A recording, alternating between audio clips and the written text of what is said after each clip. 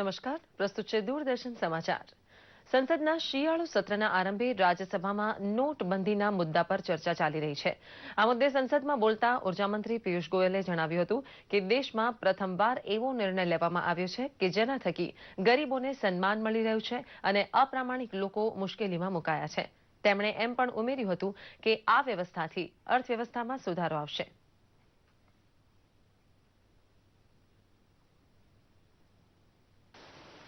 पहली बार मुझे लगता है इस देश में ईमानदार का सम्मान हुआ है और बेईमान का नुकसान हुआ है।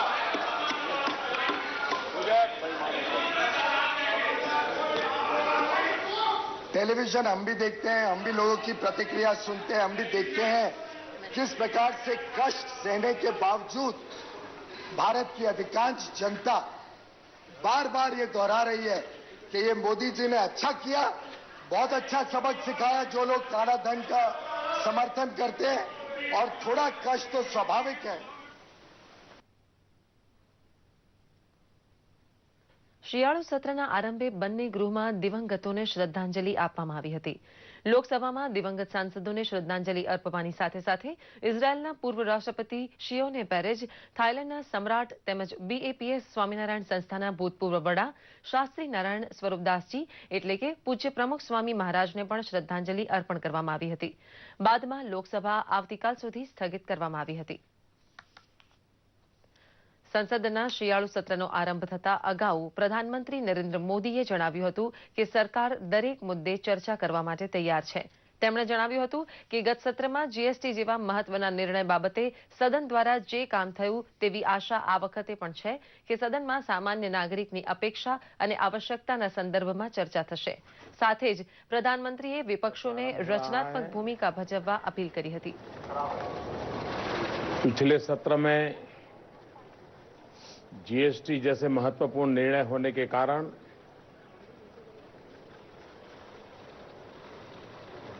एक देश में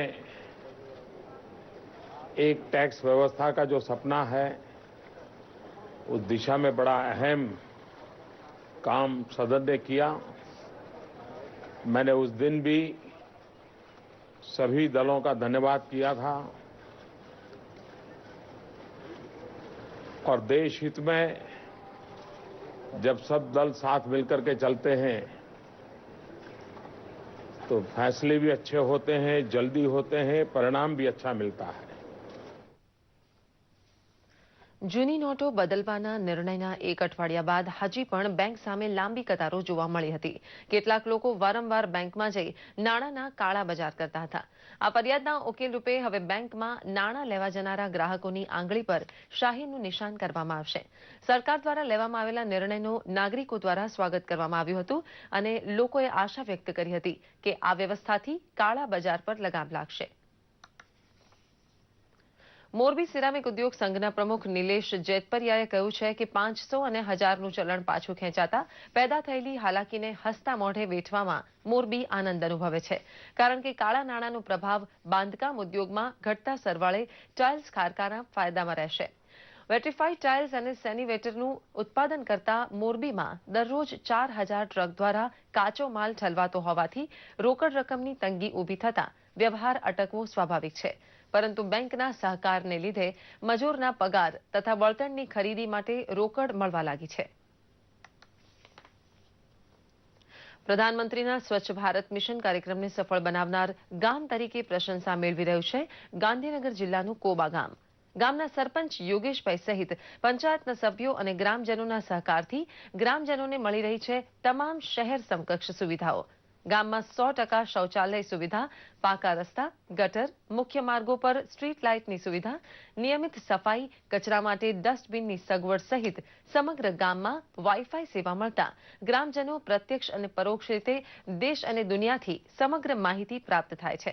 દરમિયાન ઘરે ઘરે કચરો એકત્ર કરવા માટેના વાહન તથા ગામમાં ગોઠવાયેલા CCTV કેમેરાનું ગુજરાત વિધાનસભાના ડેપ્યુટી સ્પીકર શંભુજી ઠાકોરે ઉદ્ઘાટન કર્યું હતું. ગ્રામજનોને પંચાયત દ્વારા પૂરતી સુવિધાઓ પ્રાપ્ત થતા ગ્રામજનો આનંદની લાગણી અનુભવી રહ્યા છે. આ સાથે જ આ બુલેટિન અહીં સમાપ્ત કરીએ છીએ. નમસ્કાર.